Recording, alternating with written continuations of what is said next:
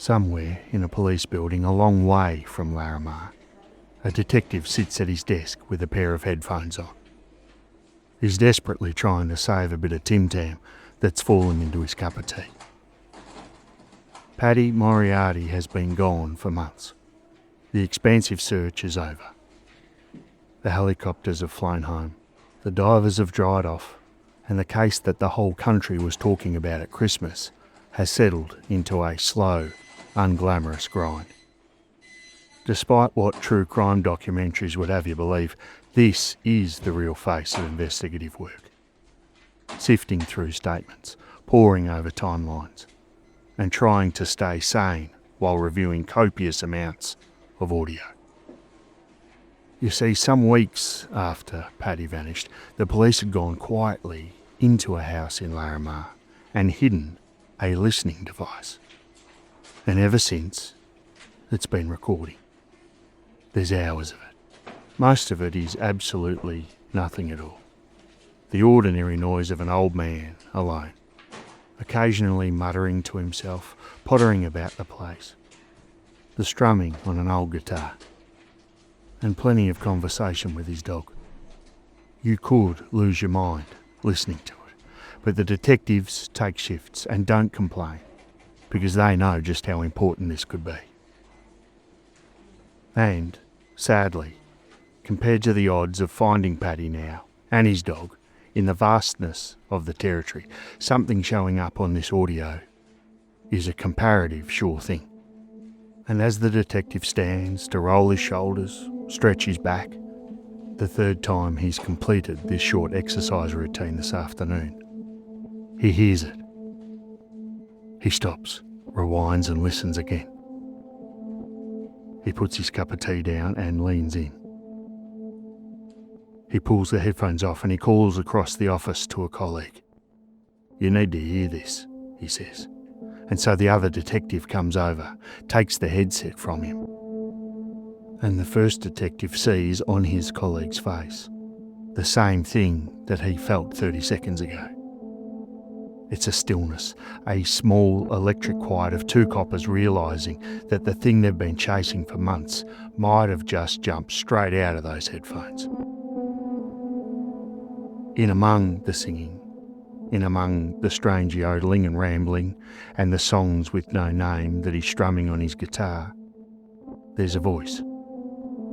And the voice is quite clearly now singing about a man called Paddy, and about a hammer, and about the fact that this hammer was never found. You can imagine what they thought sitting in that office. They finally had it. That after everything that they'd been through, the empty searches, the strange town full of even stranger people, the answer to the puzzle they'd been trying to piece together was sitting here on this tape. It had been sung out loud in the dark by someone who thought no one was listening.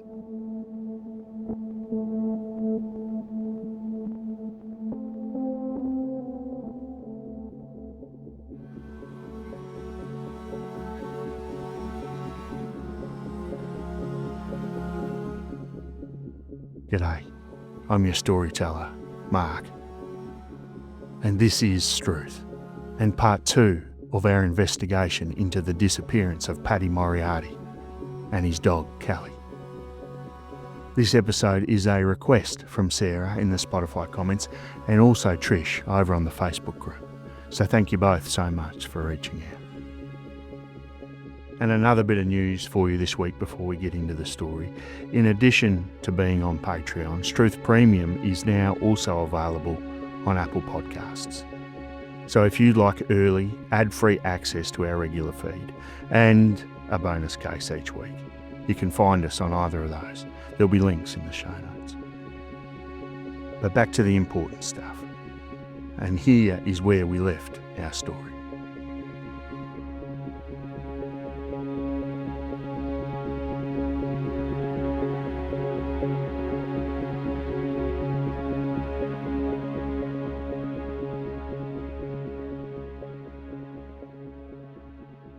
On the evening of Saturday the 16th of December 2017, a 70-year-old former ringer named Paddy Moriarty rode his quad bike a few hundred metres home from the Larrimah pub. Beside him, his young red kelpie, Kylie. He went inside. He started getting his dinner ready.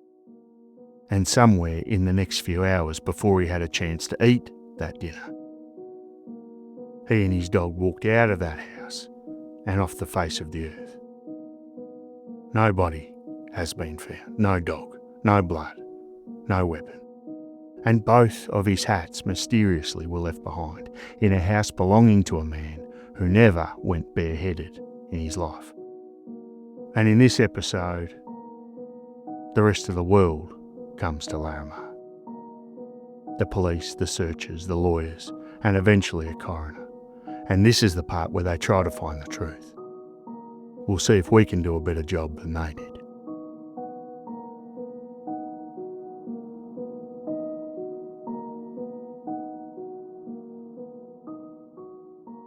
The police got to Larrimah on Wednesday afternoon, the 20th of December, the day after Barry Sharp made the call. They went through Paddy's house, and they found it exactly as the Rainers had described it. The calm, the neatness, the uneasy feeling that being inside the home produced. They saw the leftover chicken the tourist had given him was still sitting in the microwave. And under Paddy's bed, they found a baseball bat. Paddy, it turned out, had told the barman at the Larrimah Hotel not long before he disappeared that he'd been keeping it handy, just in case. It's one of the first clues the police found that suggested that things weren't exactly perfect in Paddy Moriarty's world. Why, they wondered, would a contented old man in a town of 12 feel that he might need a baseball bat under his bed?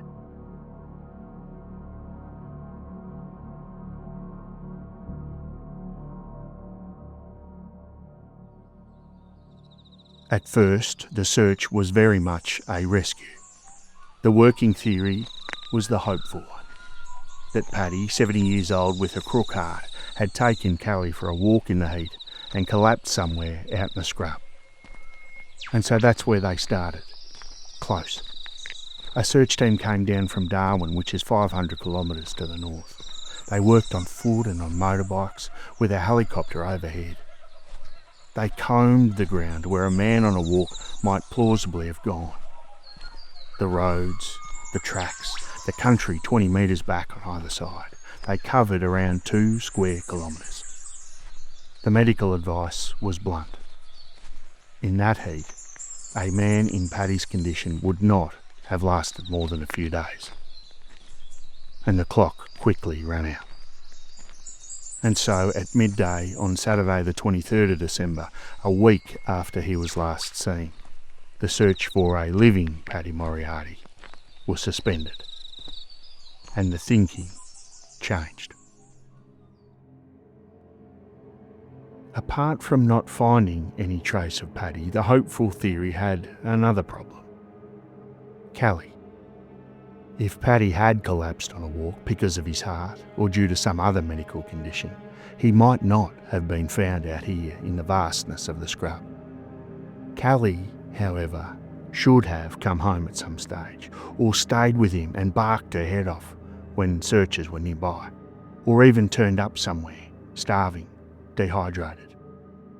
But she hadn't. And the more investigators looked at the scene in that house, the dinner half laid, the hats left behind, the door blocked from the outside, the open gate, the less it looked like a man who'd wandered off, and the more it looked like a man who'd been taken. Or at the very least, a man who had left unexpectedly and very quickly, perhaps even in some sort of panic. And so the search became something quite different. It was a search for evidence. And between the 28th and 30th of December, the police went back over the country with a harder eye, looking for much smaller details. Motorbikes ran 30 kilometres north and south along the highway, 50 metres back on each side. They searched 35 kilometres out along the Western Road. They went through the old World War II bunkers that still stand rusting in the scrub around Larrimah. The helicopter pushed the search out to 10 kilometres. They came back months later, in May of 2018, and did it all again. They searched the things you search when you're no longer looking for a lost man, but for the body of a hidden one. The town rubbish dump, the dam with police divers going down in the murk, septic tanks, a well, the limestone sinkholes and caverns that pocked the country out there, any one of which could swallow a body and never give it back. But they found nothing. No trace of Paddy, not a hair or a whimper of Kylie. In a search that thorough, across country that open, the sheer completeness of the nothing became its own kind of evidence. Whoever did this, if indeed someone had done it, knew the country. They had time and knew exactly where to put two bodies so that they would never, ever be found, regardless of how thorough the search was.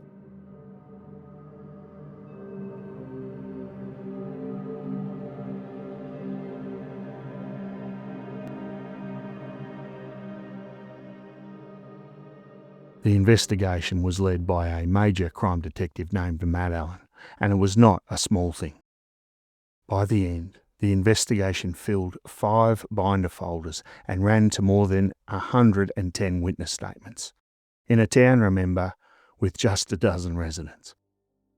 Eventually the police would take the rare step of saying out loud what they believed, that Paddy Moriarty had been murdered. And they would put up a reward of $250,000 for anyone who could tell them how and by whom. And that type of money, well, it does have a habit of attracting stories. In the same way still water grows mosquitoes. And over the years, 2 of those stories were serious enough that the police chased them all the way down. Both, in the end, came to nothing, but they are part of the record, and they tell you something about the strange gravity the case began to exert.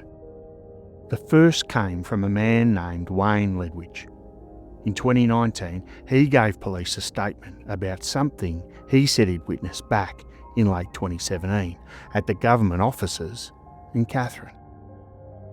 He said he'd been there with a neighbour, a man named Brian Roberts, and that Roberts had fallen into conversation with a woman Ledwidge later identified as Fran Hodgetts, the tea house owner, who lived across the road from Paddy. The same woman who had gone to the police about Paddy on 9 separate occasions. According to Ledwidge, the woman spoke about an old man who was giving her grief and taking her to court, and she said she wanted to be rid of him, and she'd pay for it, $10,000. And he said that afterwards in the car, Roberts told him his mate would do the job for that price. Weeks later, when the news broke that Paddy and his dog were missing, Ledwidge claimed Roberts made a very telling remark, that he hadn't needed to do the dog. It's a dramatic story, and it is also, as the police found out, a story they couldn't stand up straight. Brian Roberts had died of natural causes in 2019, before any of this could be put to him. His phone records showed no calls to any number belonging to Fran Hodgetts.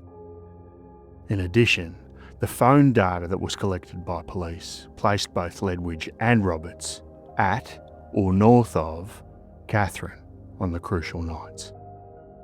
And Fran Hodgetts, asked about it directly at the inquest, denied every last bit of it, completely and emphatically. She said she had never known Brian Roberts and never offered anyone a cent to harm Paddy. In her words, she swore on her parents' grave that she had never paid anyone to bump Paddy off. Ledwidge also offered a theory linking Roberts to an entirely different and infamous territory crime, the murder of the backpacker, Peter Falconio. The police found nothing whatsoever to support that either, and it fell away. The fact that Ledwidge had the inside scoop on both of these very famous cases says something in and of itself.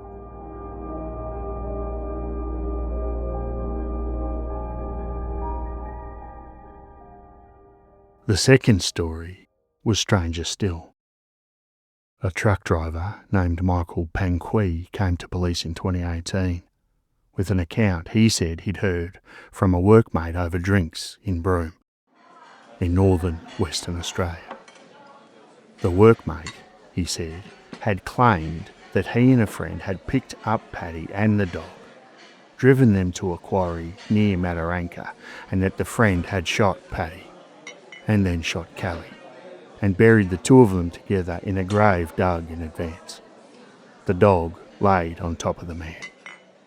The police diligently took it seriously enough to search the quarry that was identified, and they found nothing. And when they checked the phone data and the work timesheets, put both of the men Panqui named in Western Australia at the time Paddy disappeared, hundreds of kilometres away. Both denied ever knowing Paddy or even going anywhere near Larrimah, and Panqui himself, asked how reliable he thought this information was, put it at a 5 out of 10. Two stories, both vivid, and both in the end just smoke. But they do both share one key element, the thing they both reach for when telling this tale, that whoever took Paddy took the dog too. Even the rumours could not imagine one without the other.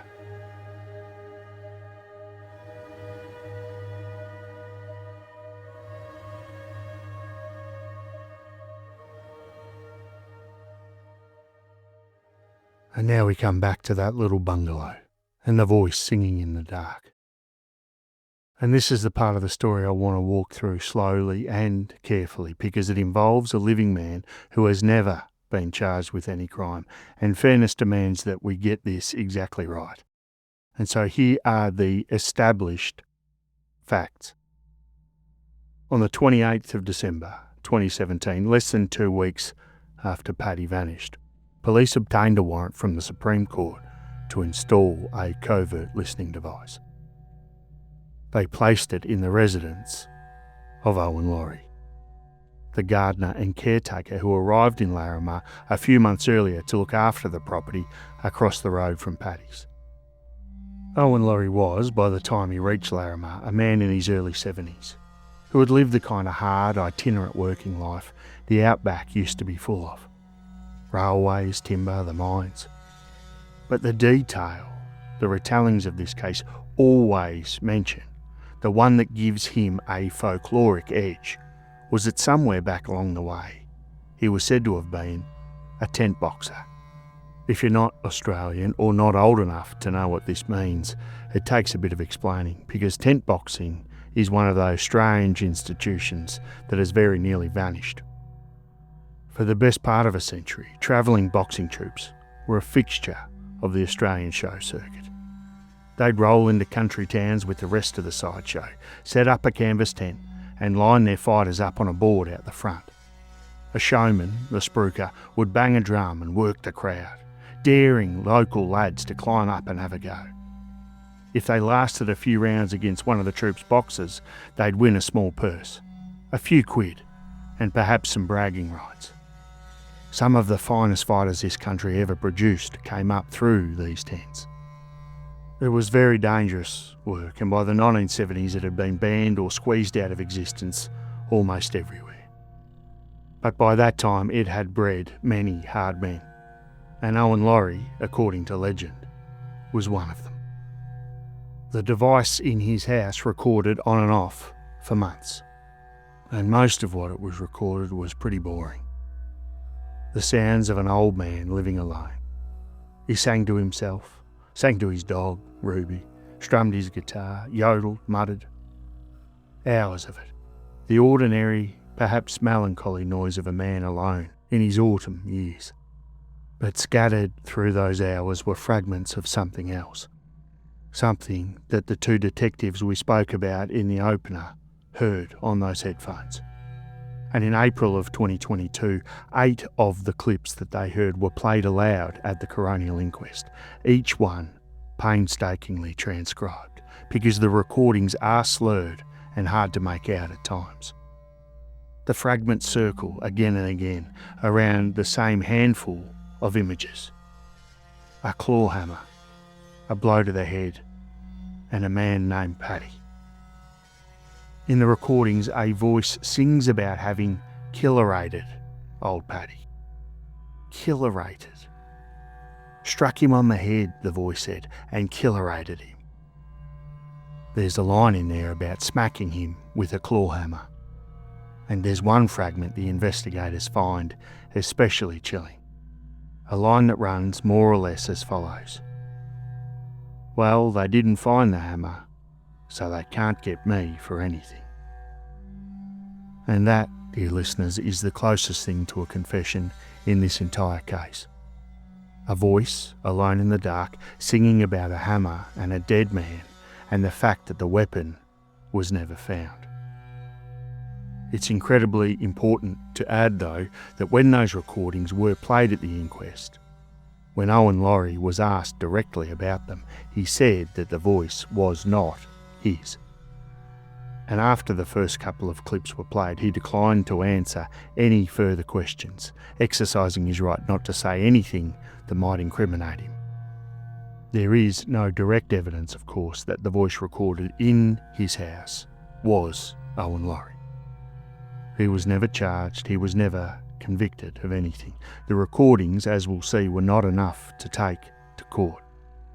Whatever you make of a voice in the dark singing about a claw hammer, the law has never found it to be proof of anything, and neither should we. What it is one of the strangest and most unsettling pieces of evidence ever played in a Northern Territory courtroom. But what it is not is a clear answer. But the recordings were not the only thing investigators had to go on. There was also the question of where Owen Laurie was on the evening that Paddy disappeared, and that too is on record, because he described it himself. At around dusk on the 16th of December, a message popped up on Laurie's computer. One of those alarming notices warning the machine might be infected with a virus, with a number to ring for help. According to his own account, he tried the number from his Skype line on the computer, but it wouldn't go through. And so he decided to walk out to the only public telephone box in Larrimah, which stands beside the highway. And from there, he tried the number twice.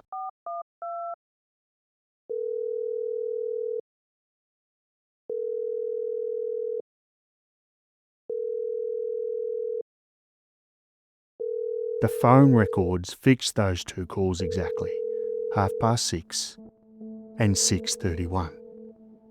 On its own, it's a pretty innocent thing to have happened. A boomer getting a strange message on a computer and going out to the phone box to try and sort it out. But you might recall a very particular detail that we provided you in part 1 that makes these phone calls very interesting indeed. As you recall, the barman, Richard, from the Larrimah Hotel, remembered that Paddy left a little later than usual that night, at around 6:30. And so 6:31 in the evening is almost precisely the time Paddy would have been riding home from the pub on his quad bike with Kylie on the back, turning into his driveway for what would be the last time anyone would see him do so. And so by his own account, at the very moment Paddy Moriarty, the man Owen had been feuding with on and off for months, pulled into his driveway for the last time that anyone would see him do so, Owen himself was standing in a phone box just across an empty highway in the failing light.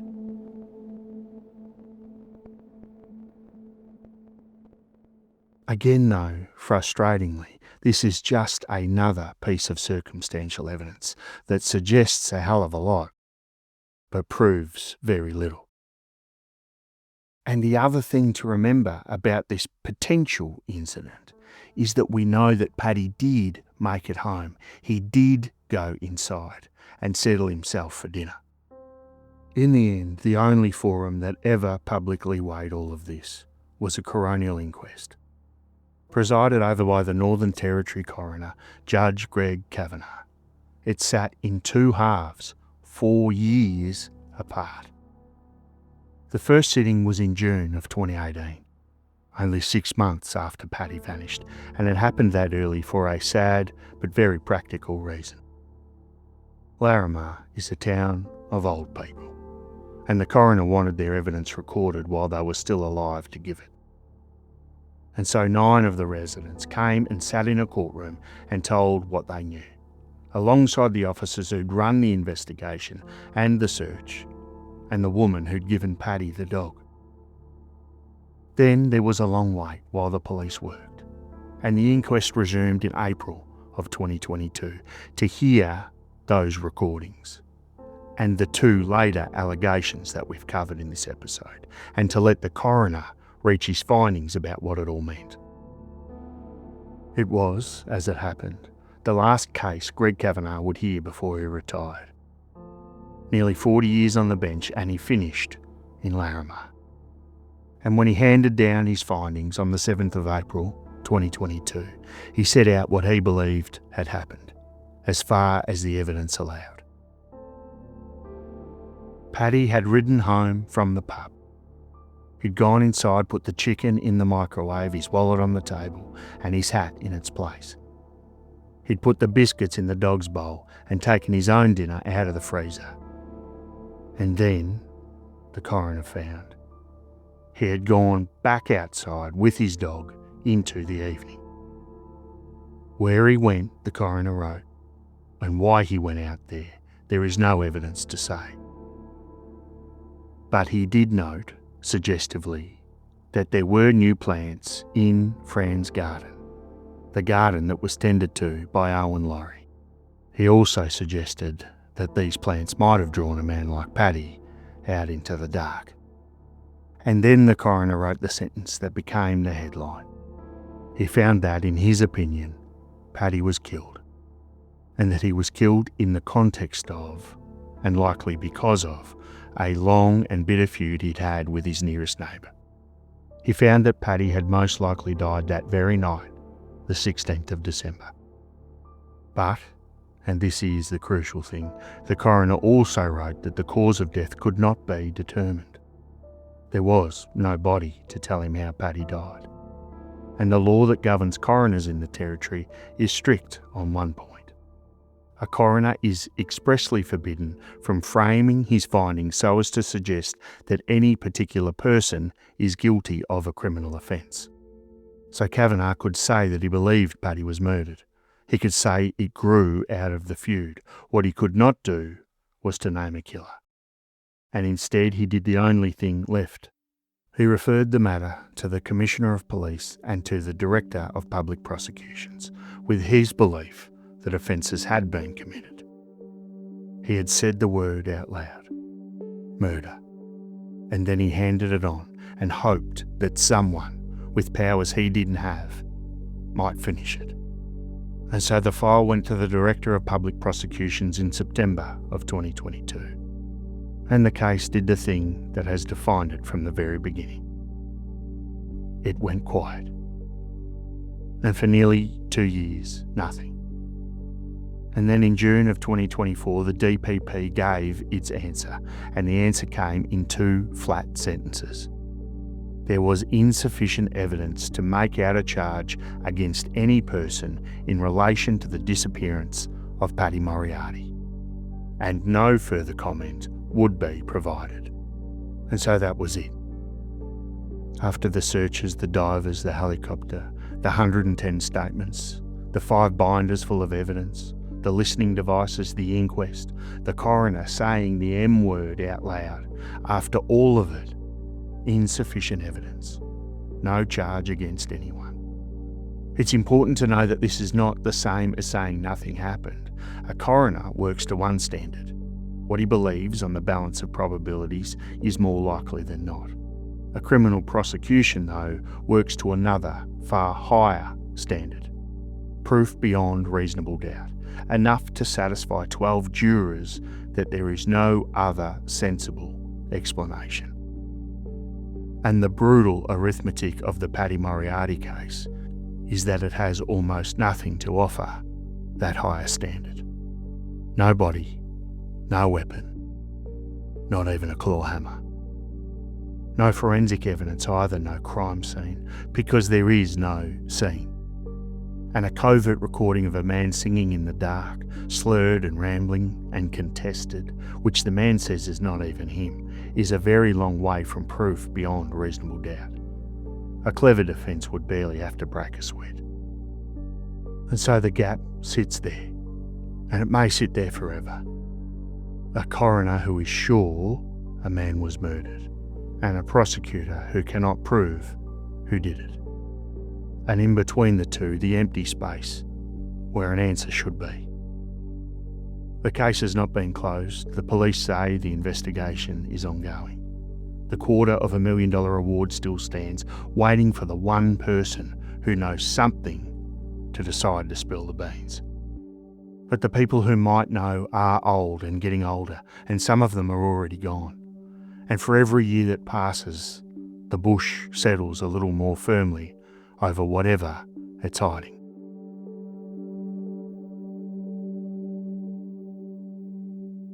So what became of Larrimah, the meeting place? The town of a dozen people where everyone had a grievance and no one had an answer. Well, at first it got smaller.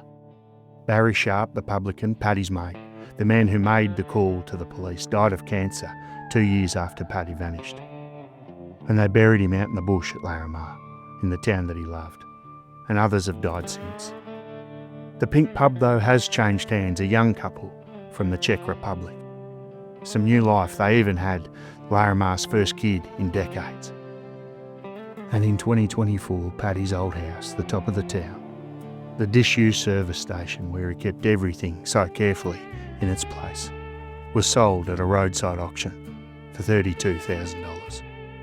$2,000 more than he paid for it. A whole life's worth of routine and hard work cleared out and gone. The tea house across the road too went up for sale. Its owner spoke to a reporter about leaving, about going to Catherine, where there were doctors, and about how peaceful Larrimah had become.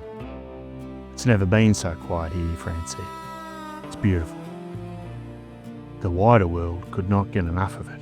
This strange little town where a man and his dog vanished became, for a while, a global fascination. A Walkley winning podcast, which I'll add a link to in the show notes, a best-selling book, a documentary beamed out across the planet. It's the kind of story people devour from the comfort of somewhere that isn't the end of a 500-kilometre road. The meeting place finally got its crowds. Just not in the way Paddy would have wanted, and not in time to do him any good. But I don't want to leave you with the town. I want to leave you with the dog. Because in all of this, the helicopters and the divers and the binders and the lawyers, the one image the whole case keeps returning to, the one no one can explain away or make peace with, is a young red kelpie named Kylie. She was just 11 months old, too soft to run with a working pack, and given to a lonely man just months before his end, before their end. And she was so devoted to him that she went everywhere he went, with a lead looped around the leg of his chair at the Larrimah Hotel. And in the end, wherever Paddy Moriarty went that warm December night, Kylie went with him. Whatever happened to him happened to her too. And there's something unbearable in that. But there's also something quite comforting about that too. Somewhere out in the vast, patient, red country, in a sinkhole or a shallow grave, or a place no one has ever thought to look, an old man and his young dog are lying together, still, all these years later, keeping the secret of how they got there. Just a man and his dog. Truth.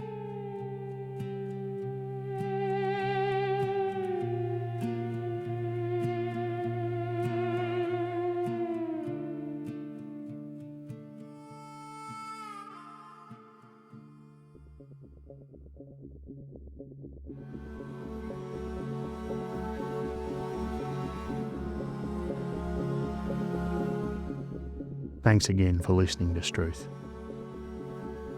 And thanks again for all the amazing support that the show's been receiving in recent times. Can't thank you enough for hanging out with me and listening to these yarns. It really means a lot. So hit the like button, tell a friend, whatever works for you. And I'll hold up my end of the bargain and keep bringing out new stories every Wednesday. Look forward to catching you next week. Hooroo.